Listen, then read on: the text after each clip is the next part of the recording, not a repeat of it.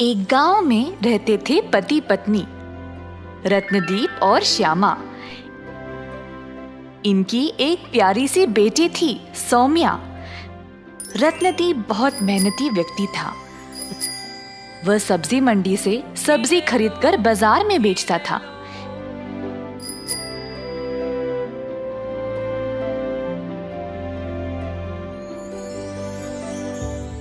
यही इनकी रोजी रोटी कमाने का जरिया था। एक दिन रोज की तरह रत्नदीप घर गया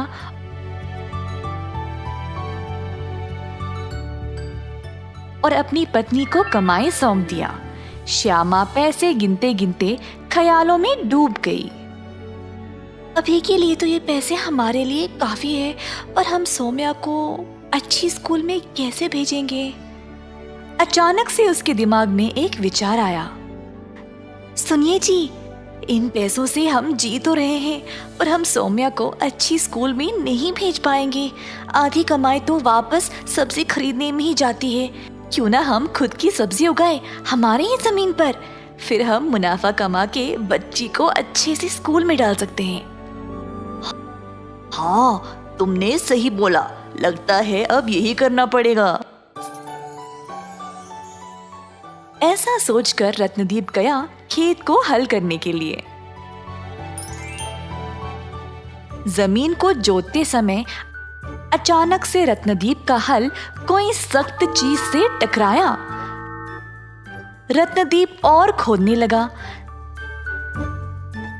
जमीन में गड़ा हुआ उसको एक बड़ा सा संदूक मिला। संदूक को उसने रस्सी से बांधा और फिर जोर लगा के उसको निकाल खींचा।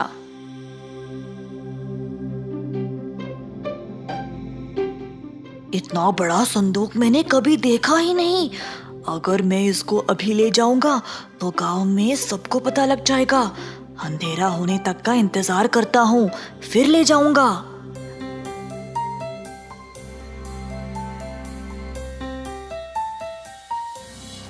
रात होते ही रत्नदीप संदूक को घर ले गया। पत्नी अपने पति के सर के ऊपर इतना बड़ा संदूक देखकर हैरान रह गई।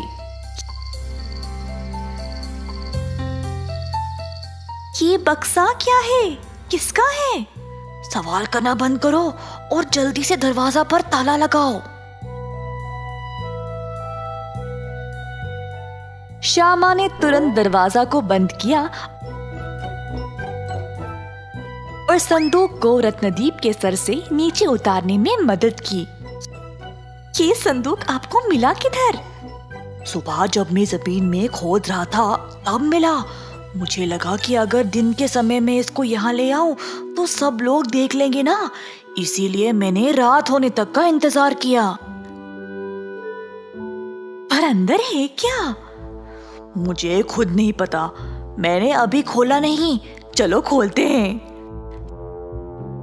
संदूक को खोलते ही दोनों अंदर भरा पड़ा कीमती रत्न और सोना देखकर आश्चर्यचकित रह गए।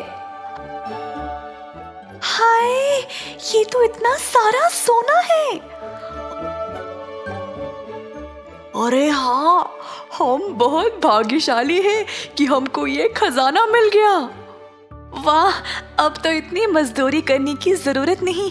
हम इन गहनों को बेचकर आराम से जी सकते हैं और सौम्या को तो सबसे बढ़िया स्कूल में भेज सकते हैं। ऐसा कहकर दोनों सोने चले गए।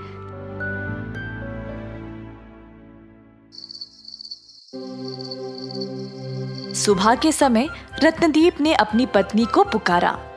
श्यामा, उस संदूक से थोड़ा सोना ले आना। जी, अभी आई।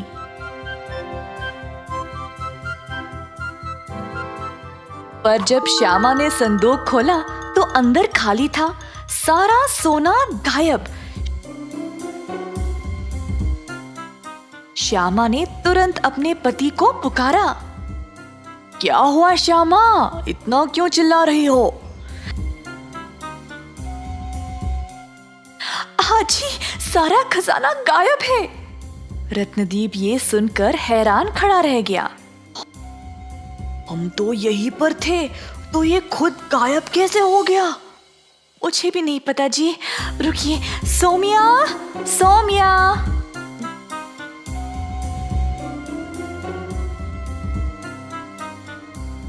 जी माँ।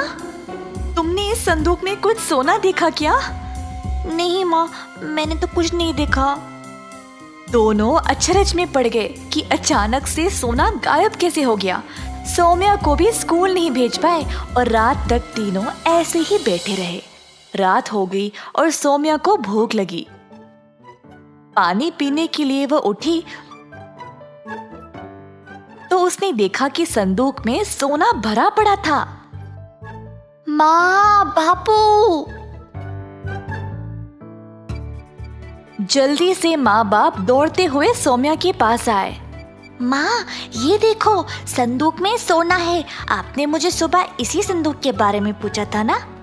पति पत्नी ने जब अंदर देखा तो संदूक वापस खजाने से भरा पड़ा था। हाय, सुबह तो ये खाली हो गया था, अब अचानक से फिर से कैसे? मुझे लगता है कि हमारे किसी करीबी ने ही चोरी की है और फिर उसको गलती का एहसास हुआ होगा तो वापस रख दिया होगा। और कैसे संभव है कि ये खजाना अपने आप गायब हो जाए और आ भी जाए वापस? मुझे यकीन ही नहीं हो रहा है कि सोना वापस आ गया। अब तो सोना मिल गया ना माँ। अब आपस में खुसफुस क्यों कर रहे हो? सुबह से कुछ खाया ही नहीं, अब तो खा ले हम। तुरंत श्यामा ने खाना पकाया। खाना खाने के बाद सौम्या सोने चली गई, पर पति पत्नी को लगा शायद कोई फिर से चोरी करेगा, तो दोनों रात भर संदूक पर नजर रखे बैठ गए। पर सुबह खजाना फिर से गायब हो गया था। ये कैसे संभव है? अपने आप गायब कैसे हो सकता है ये? अब तो आपको यकीन हुआ ना? शायद शाम तक वापस आ जाएगा। देखते हैं। उस दिन भी दोनों कोई काम नहीं कर पाए और शाम का इंतजार करते हुए बैठ गए। रात होते ही खजाना अचानक से वापस आ गया और दोनों हैरान रह गए। ये क्या जादू है? सुबह में गायब और शाम को वापस खजाना आ जाता है। अजी, मुझे लगता है कि क्यों ना हमारी कितनी भी इच्छा हो इस सोना को रखने का, फिर भी इसका कोई फायदा नहीं है। ये बक्सा तो आपको मिला था, पर हम इसको दिन भर देखने के अलावा और कुछ नहीं कर पा रहे हैं। हाँ श्यामा, हम अपनी मेहनत की कमाई से ही खुश थे। चलो इस संदूक को वापस वहीं पे डाल देते हैं और मेहनत से कमाकर सुखी से जिएंगे। ऐसा सोचकर दोनों ने संदूक को वापस वहीं पे डाल दिया।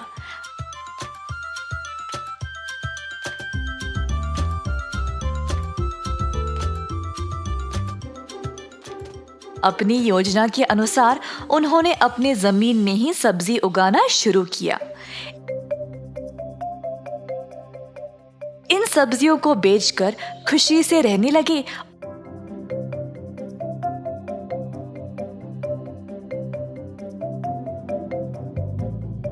और अपनी बेटी को भी अच्छी शिक्षा दे पाए।